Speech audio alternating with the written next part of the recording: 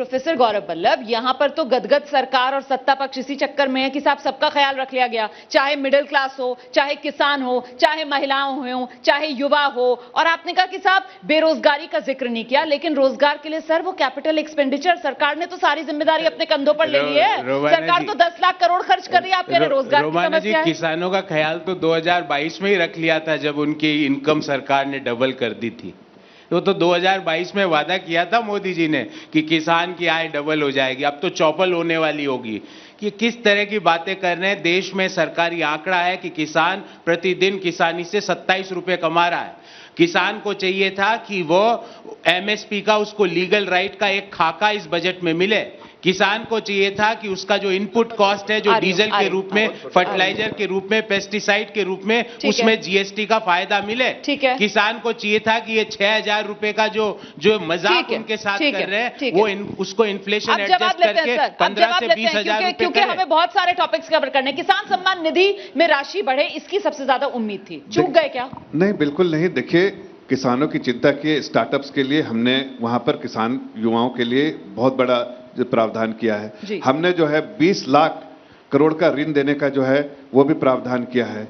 हमने किसानों के लिए के चिंता बराबर की है, हर बजट में की है। अब इन्होंने जो बात उठाई कि जीएसटी में उनको फायदा होना चाहिए, जीएसटी काउंसिल करती है, जिसके इनके भी वित्त मंत्री होते हैं। ये बजट नहीं करता, इनको पता होनी चाहिए, जानकारी होनी चाहिए। अब युवाओं के बारे में बात किया, कैपिटल एक्सपेंडिचर के बारे में। भाई हमारा देखिए एक ट्रेंड है कि बैलेंस शीट, अब 2014 में इन्होंने सरकार छोड़ी, जीडीपी का साइज था 100 लाख करोड़। आज जीडीपी का साइज जो है 303 लाख करोड़ का है। उसका परसेंटेज देखिए उस वक्त के हिसाब से कितना, 2% से ज्यादा कभी नहीं गए जीडीपी के, जो इन्होंने कैपिटल एक्सपेंडिचर या इंफ्रास्ट्रक्चर इन्वेस्टमेंट किया हो। इस बार हमने 3.3, हमने 2.5, 2.7, 2.9, 3.3 एक डायरेक्शन में जा रहा है। उससे क्या फायदा है कि युवाओं को नौकरियां मिलेंगी। जितना ज्यादा निवेश होगा, प्राइवेट इन्वेस्टमेंट भी होंगे। कैपेसिटी यूटिलाइजेशन जो है अब करीब 77% का हो गया है, इसलिए कि इन लोगों ने एनपीए छोड़ा था, अब उसको हमने कैपिटलाइज करके बैंक को ठीक किया है। कैपिटल एक्सपेंडिचर में जो सरकार इतना जोर दे रही है, क्या इसके पीछे वजह यह है कि जो प्राइवेट निवेश है वो उस रूप में नहीं आ पा रहा है जिस रूप में सरकार चाह रही थी लाना? देखिए रुवाना जी, दो चीजें हैं।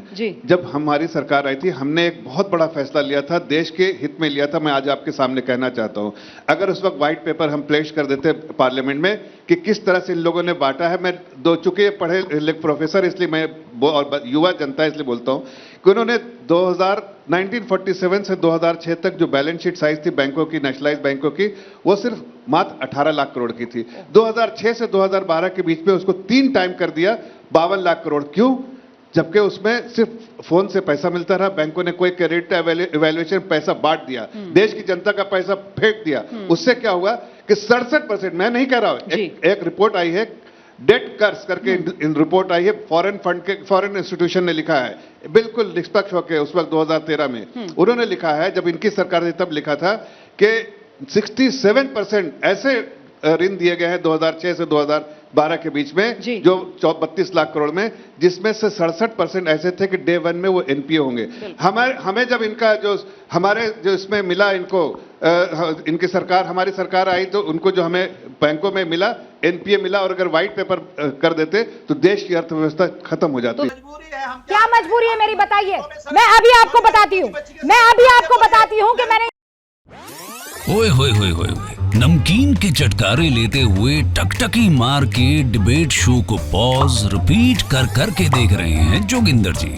इनकी तरह आप भी देखें अपनी फेवरेट डिबेट्स को रिपीट कर, और डाउनलोड कीजिए एबीपी लाइव ऐप अपने स्मार्ट टीवी पर।